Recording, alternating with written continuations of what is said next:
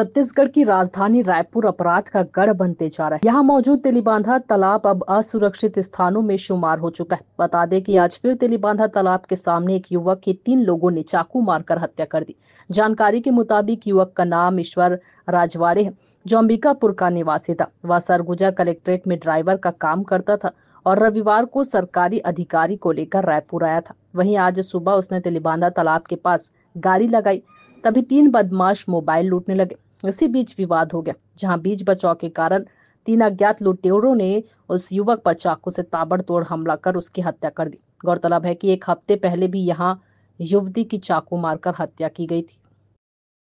थाना तेलीबांधा अंतर्गत लगभग रात के 3 बजे के आसपास तेलीबांधा तालाब के पास 3 युवकों के द्वारा 2 लोगों पर विवाद करते हुए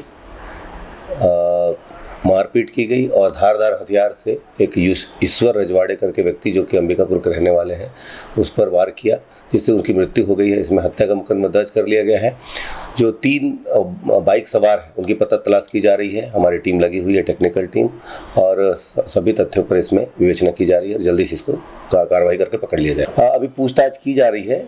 जो उनके साथ थे उनके साथ भी मारपीट हुई है और इसमें फुटेज चेक किए जा रहे हैं।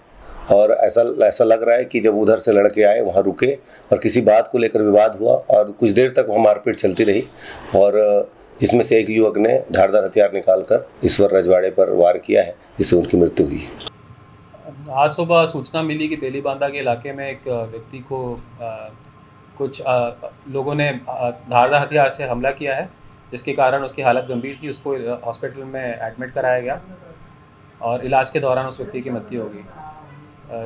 जो फुटेज से सामने आया है, तो उसमें पता लगा है कि कुछ लोग एक्टिव स्कूटी पर, 2 व्हीलर पर इस इलाके में आए और इसमें कुछ इस बीच में उनकी कुछ बातचीत हुई और कुछ बहस के बीच में कुछ छीना झपटी होते हुए कुछ ऐसा हुआ जिसमें एक घटना को इन्होंने अंजाम दिया।